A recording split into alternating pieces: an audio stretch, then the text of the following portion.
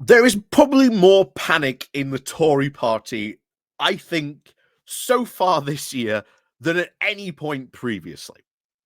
Because this morning the Tories woke up to a new poll that said if the Tories were to hold a general election right now, they would only retain 71 seats. That means that they would not be an effective opposition. 71 seats. That is the Tories at that point pretty much done. And as I always say, why do we need to give the Tories that big a beating? Because they will devolve into civil war, into infighting, just as they did in the aftermath of 1997. A lot of the people who they would like to take over would probably be gone because they've lost their seat. So they would be scrambling to find a new leader, a new direction for the party. And as I have said, they would be at that, I think, for a decade, if not more. That's if we're lucky, because I think they are going to be in a mess for at least the next 10 years. And while they are in that mess, we can get on and really deliver some good progressive policies, because the more they are in a mess, the more we can deliver good policies without them interfering or doing anything like that. So that is why we have to really deliver such a beatdown on them at the next general election. And I will tell you this now. I really do think it is going to be the 25th of January, 2025. Because I really do believe, and I'm increasingly believing, that is when they are going to wait on to. Because that is the very last legal moment they have to call a general election. They have to call a general election for that date. Otherwise, they're breaking the law. But what's the Tories' answer? Well, we elected Rishi Sunak to be the shipwriter, to be the ship steadier. We're sailing through these terrible stormy seas, and we need a captain who can steady the ship, who can right it and sail it into calmer waters. And as we've said, Rishi Sunak is not capable of that. He has not been capable of that. He's been in charge now for over a year.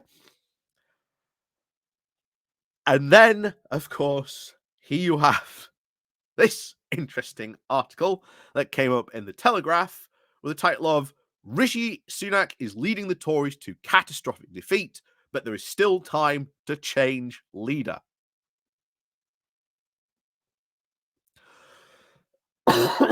Bear in mind, we have witnessed the Tory psychodrama of changing leader twice and not giving the public a say on whether they want to continue with that leader or not.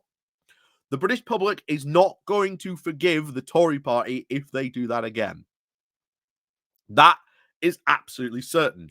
And of course, as you can see, the three quote inspiring leaders that have been picked out in this article as the next leaders of the Conservative Party should not, to be honest, be anywhere near the position as powerful as Prime Minister, because all these three candidates themselves have shown that they are not capable of being in such a position of power.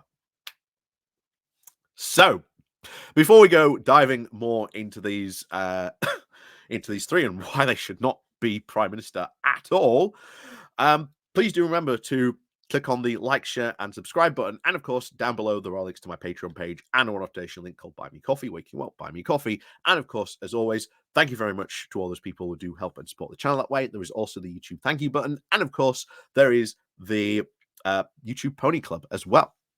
So First things first, bizarrely enough, this article is actually written very, very much as a, oh, it's time for the women to take over. However, it's only these three women in particular. As you can see, Priti Patel, Suella Braverman, and of course, Kemi Badenoch. What happened to Penny Mordaunt? you know, Penny Mordaunt, one of probably the most influential current women in the Conservative Party, leader of the One Nation Conservative group, doesn't get a look in. So you can tell the journalist who wrote this has a very particular direction she wants the party to go in, because all these three individuals in particular would dive the Tory party into a very, very hard right course. That seems to be the direction this author of this article wants it to go in. But first of all, let's go over these three individuals and why on earth you would want these people to be prime minister is beyond me, because they have not shown that they are capable at all. So first of all, let's go over Priti Patel. Priti Patel rose once again to prominence, pretty much because, well, Boris Johnson put her into office. Really, she became Minister of the Home Office, the third most powerful office in the land. Of course, another individual we'll be getting to as well. However, her time at the Home Office was not seen by other Conservatives, and I want to express this, other Conservatives, not just members of the party, but also Conservative MPs, that Priti Patel was an absolute failure in her position. That she didn't do anything, she didn't achieve any of the objectives that she set out to achieve, and that really she was not overall a very good minister.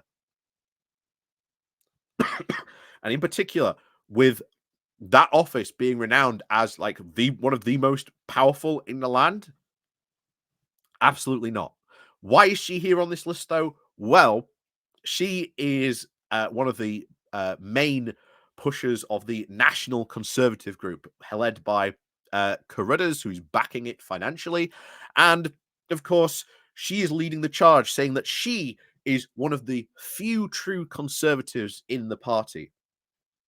That's why she is here. So, at a future leadership contest, expect her to throw a hat into the ring.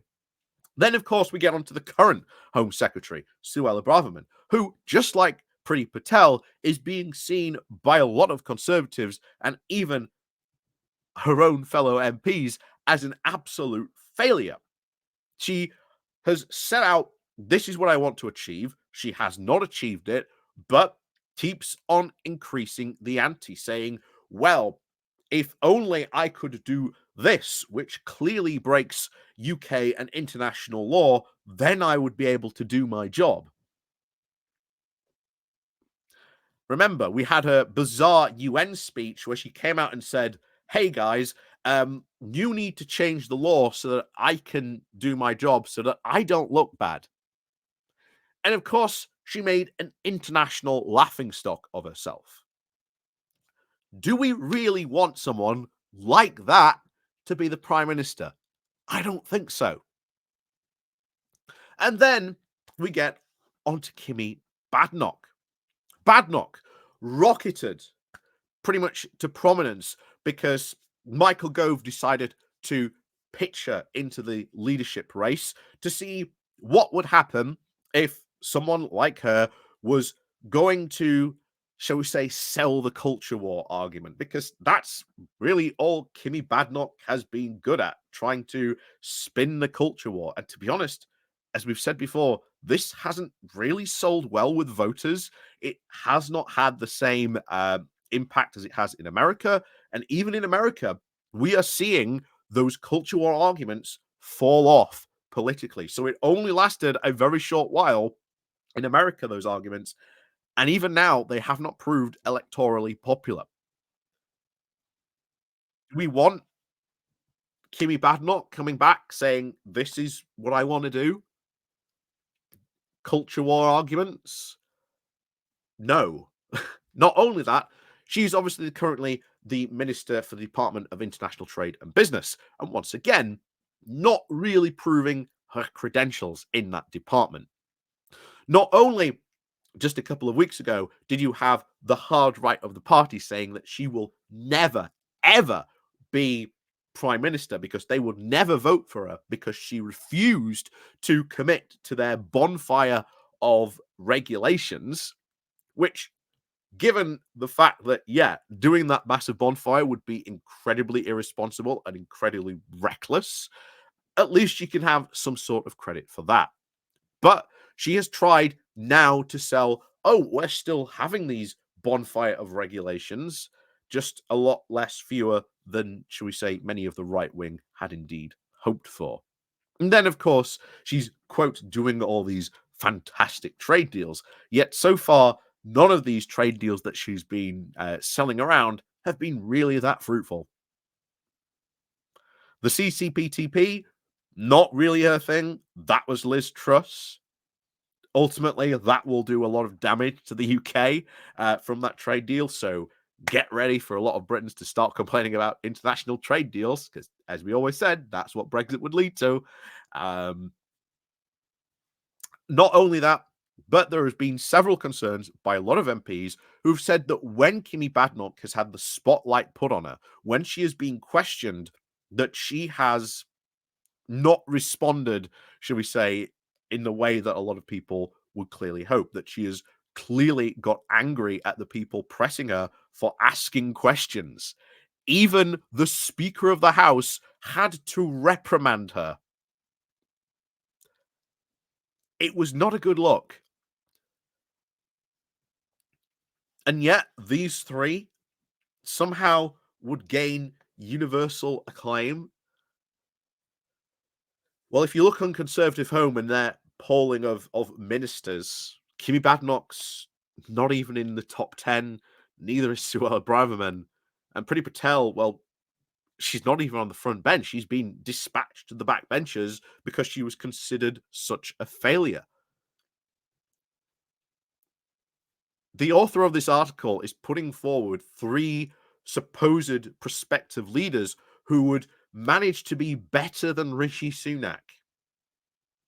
Yet, neither of these three people put forward have shown once that they would be a competent leader, put forward good policies that would benefit the UK, and instead have shown time and time again that if push came to shove, they would follow their ideological drive more than what reality and sense and evidence was telling them.